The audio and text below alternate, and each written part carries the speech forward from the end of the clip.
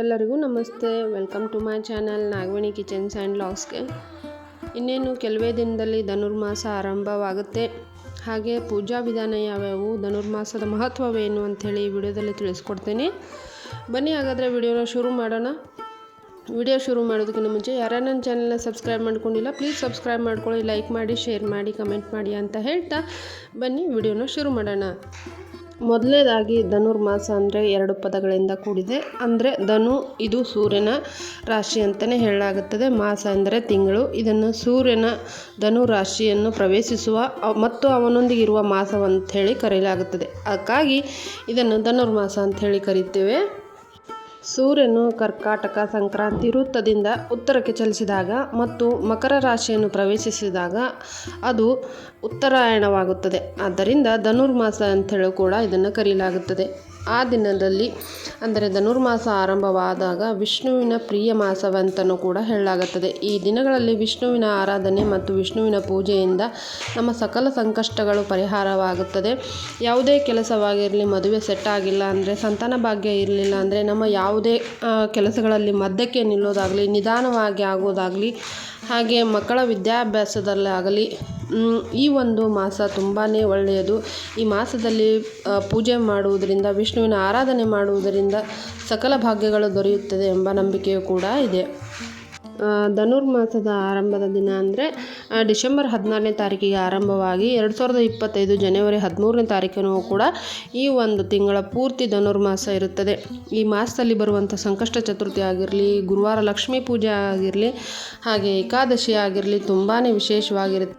ಈ ಮಾಸವನ್ನು ಶ್ರೀಕೃಷ್ಣ ಪರಮಾತ್ಮನಿಗೆ ತುಂಬ ಪ್ರಿಯವಾದ ಮಾಸ ಅಂತ ಕೂಡ ಕರೀತಾರೆ. ಯಾಕಂದರೆ ಕೃಷ್ಣ ಪರಮ ಭಕ್ತರಿಗೆ ತುಂಬ ಪ್ರಿಯವಾದ ಮಾಸ ಆಗಿರುವುದರಿಂದ ಕೃಷ್ಣ ತಿರುಮಲಯದಲ್ಲಿ ನೆಲೆಸಿರ್ತಾನೆ. ಅಂದರೆ ಶ್ರೀನಿವಾಸ ಆಗಿರಲಿ, ವೆಂಕಟೇಶನ ರೂಪದಲ್ಲಿ ಭೂಲೋಕಕ್ಕೆ ಬರ್ತಾನೆ. ಆವಾಗ ಭೂದೇವಿ ಆಂಡಾಳ ಒಬ್ಬ ಸಾಮಾನ್ಯ ಹುಡುಗಿಯಾಗಿ ಪ್ರತಿದಿನ ತನ್ನ ಪ್ರೀತಿಯ ವೆಂಕಟೇಶನಿಗೆ ಹೂಮಾಲೆ ಮಾಡಿ ಆ ಮಾಲೆಯನ್ನು ತಾನೇ ಧರಿಸಿಕೊಂಡು ನೋಡಿ ಅದನ್ನು ಚೆನ್ನಾಗಿ ಕಾಣಿಸುತ್ತೆ ಇಲ್ಲ ಅಂಥೇಳಿ ಆದಮೇಲೆ ಆ ವೆಂಕಟೇಶನ ಕೊರಳಿಗೆ ಹಾಕ್ತಾ ಇರ್ತಾಳೆ ಅಂಥೇಳಿ ಕೂಡ ಹೇಳಲಾಗುತ್ತೆ. ಹಾಗೆ ಈ ಮಾರ್ಗಶಿರ ಮಾಸದಲ್ಲಿ ತನ್ನ ಪ್ರೀತಿಯ ವೆಂಕಟೇಶನಿಗೆ ಭೂತಾಯಿ ಆಂಡಾಳು ಕೂಡ ತಮಿಳಿನಲ್ಲಿ 30 ಕವಿತೆಗಳನ್ನು ಬರೀತಾಳೆ. ಆ ಕವಿತೆಗಳು ಈಗೂ ಕೂಡ ತಿರುಮಲೆಯ ಅಂದರೆ ತಿರುಪತಿಯ ದೇವಸ್ಥಾನದಲ್ಲಿ ಈಗೂ ಕೂಡ ತಂದೆ ತಿರುಪತಿ ದೇವರಿಗೆ ಅಂದರೆ ವೆಂಕಟೇಶನಿಗೆ ಆ ಕವಿತೆಗಳನ್ನು ಹೇಳೇ ಕೂಡ ಎಬ್ಬಿಸಲಾಗುತ್ತದೆ. ಹಾಗೆ ಧನುರ್ಮಾಸದಲ್ಲಿ ಬೆಳಗಿನ ಜಾವದಲ್ಲಿ ವಿಷ್ಣುವಿನ ಆರಾಧನೆ ಅತ್ಯಂತ ಮಂಗಳಕರ ಅಂತಲೇ ಹೇಳ್ಬೋದು. ಇಲ್ಲಿ ವಿಷ್ಣುವಿನ ಸಹಸ್ರನಾಮವನ್ನು ಪಠಿಸ್ಬೋದು. ಹಾಗೆ ವಿಷ್ಣುವಿನ ಮಂತ್ರಗಳನ್ನು ಹೇಳೋದಾಗಲಿ, ಹಾಗೆ ಲಕ್ಷ್ಮೀ ದೇವಿಯ ಮಂತ್ರಗಳನ್ನು ಹೇಳಿ ವಿಷ್ಣುವಿನ ಪೂಜೆ ಮಾಡಿ ಫಲವನ್ನು ಪಡಿಬೋದು ಅಂತ ಹೇಳಲಾಗುತ್ತದೆ. ಹಾಗೆ ವಿಷ್ಣು ಅಂದರೆ ನಮಗೆ ಅರಳಿ ಮರದ ಪೂಜೆ ಕೂಡ ತುಂಬಾ ಮುಖ್ಯವಾಗಿರುತ್ತದೆ. ಈ ದಿನಗಳಲ್ಲಿ ಅರಳಿ ಮರದ ಪೂಜೆ ಅಂದರೆ ಬೆಳಗಿನ ಜಾವ ಬ್ರಾಹ್ಮಿ ಮುಹೂರ್ತದಲ್ಲಿ ಅರಳಿ ಮರವನ್ನು ಪೂಜಿಸುವುದು ತುಂಬಾ ಒಳ್ಳೆಯದು. ಹಾಗೆ ಅರಳಿ ಮರವನ್ನೇ ಏಕೆ ಪೂಜಿಸಬೇಕಂದ್ರೆ ಅರಳಿ ಮರದ ಮೂಲದಲ್ಲಿ ಬ್ರಹ್ಮದೇವರು, ಹಾಗೆ ಮಧ್ಯದಲ್ಲಿ ವಿಷ್ಣು ದೇವರು, ತುದಿಯಲ್ಲಿ ಶಿವನು ಕೂಡ ನೆಲೆಸಿರುತ್ತಾನೆ. 3 ದೇವರು ಇದೇ ಮರದಲ್ಲಿ ಇರುವುದರಿಂದ ಈ ಮರವನ್ನು ಪೂಜಿಸುವುದು ತುಂಬಾ ಮುಖ್ಯ. ಹಾಗೆ ಭಗವದ್ಗೀತೆಯಲ್ಲಿ ಕೂಡ ಶ್ರೀಮಾನ್ ಭಗವಾನ್ ವಿಷ್ಣು ದೇವರು ಕೂಡ ನಾನು ಅಶ್ವತ್ಥ ಮರದಲ್ಲೇ ನೆಲೆಸಿರುತ್ತಾನೆ ಅಂತ ಕೂಡ ಹೇಳಲಾಗಿದೆ. ಆದ್ದರಿಂದ 3 ದೇವರು ಒಂದೇ ಮರದಲ್ಲಿ ಇರುವುದರಿಂದ ಈ ಮರವನ್ನು ಪೂಜಿಸಿ ನಮ್ಮ ಪೂಜಾ ಫಲಗಳನ್ನು ಫಲಿಸಿಕೊಳ್ಳಬಹುದು. ಹಾಗೆ ವೈಜ್ಞಾನಿಕವಾಗಿಯೂ ಕೂಡ ಹೇಳೋದಾದರೆ ಅರಳಿ ಮರವನ್ನು ಬ್ರಾಹ್ಮಿ ಮುಹೂರ್ತದಲ್ಲಿ ಪೂಜಿಸುವುದಾಗಲಿ, ಹಾಗೆ ಅರಳಿ ಮರದ ಸುತ್ತಲೂ ಕೂಡ ನಾವು ಪ್ರದಕ್ಷಿಣೆ ಹಾಕೋದ್ರಿಂದ ತುಂಬ ಒಳ್ಳೆಯ ಒಂದು ಆಕ್ಸಿಜನ್ ಅಂದರೆ ಆಮ್ಲಜನಕವೂ ಕೂಡ ನಮಗೆ ದೊರೆಯುತ್ತೆ ಅಂತ ಹೇಳಲಾಗುತ್ತೆ.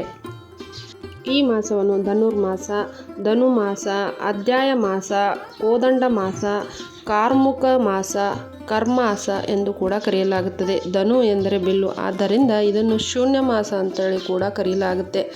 ಹಾಗಾಗಿ ಈ ಮಾಸದಲ್ಲಿ ಯಾವುದೇ ಒಳ್ಳೆಯ ಕಾರ್ಯ ಆಗಲಿ, ಮದುವೆ ಆಗಿರಲಿ, ಹಾಗೆ ಯಾವುದೇ ಒಂದು ಒಳ್ಳೆಯ ಕಾರ್ಯವನ್ನು ಮಾಡಲಾಗುವುದಿಲ್ಲ. ಏಕೆಂದರೆ ಈ ಮಾಸವು ದೇವರಿಗೆ ಪ್ರಿಯವಾದ ಮಾಸವಾಗಿರುವುದರಿಂದ ದೇವರ ಒಂದು ಸ್ಮರಣೆ ಮತ್ತು ದೇವರ ಪ್ರಾರ್ಥನೆ, ದೇವರ ಪೂಜಾ ಆರಾಧನೆಗೆ ಮಾತ್ರ ಮೀಸಲಾಗಿರುತ್ತೆ. ಹಾಗಾಗಿ ಈ ಮಾಸದಲ್ಲಿ ದೇವರ ಒಂದು ಸ್ಮರಣೆಯನ್ನು ಮಾಡುತ್ತಾ ನಮ್ಮ ಪೂಜಾ ಫಲವನ್ನು ಪಡೆದುಕೊಳ್ಳುವುದು ತುಂಬಾ ಒಳ್ಳೆಯದಂತ ಹೇಳ್ಬೋದು. 30 ದಿನಗಳ ಈ ಪೂಜಾ ದಿನದಲ್ಲಿ ನಿಮಗೆ ಅನುಕೂಲವಾಗುವಂತೆ, ಅಂದರೆ 9 ದಿನದ ಪೂಜೆ ಆಗಿರಲಿ 11 ದಿನದ ಪೂಜೆ ಆಗಿರಲಿ ಮಾಡುವುದರಿಂದ ನಿಮ್ಮ ಪೂಜಾ ಫಲಗಳು ತುಂಬಾ ಬೇಗ ಫಲಿಸುತ್ತದೆ ಅಂತ ಹೇಳಲಾಗುತ್ತದೆ. ಈ ಸಮಯದಲ್ಲಿ ವಿಷ್ಣು ಸಹಸ್ರನಾಮವಾಗಿರಲಿ, ವಿಷ್ಣು ಅಷ್ಟೋತ್ತರಗಳಾಗಲಿ ಹೇಳುವುದು ತುಂಬಾ ಒಳ್ಳೆಯದು. ಹಾಗೆ ಪೂಜಾ ನೈವೇದ್ಯವಾಗಿ ಹುಗ್ಗಿಯನ್ನು ಮಾಡುವುದು ತುಂಬಾ ಶ್ರೇಷ್ಠ.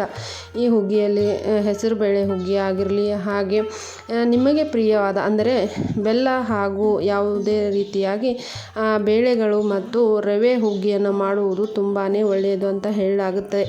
ಹಾಗೆ ಇದು ಚಳಿಗಾಲ ಆಗಿರುವುದರಿಂದ ಬೆಲ್ಲದ ಅಂಶವಿರುವ ಸಿಹಿ ತಿಂಡಿಗಳನ್ನು ಸೇವಿಸುವುದು ಹಾಗೆ ದೇವರಿಗೆ ನೈವೇದ್ಯ ಮಾಡುವುದು ತುಂಬಾ ಒಳ್ಳೆಯದು ಅಂತ ಹೇಳ್ಬೋದು.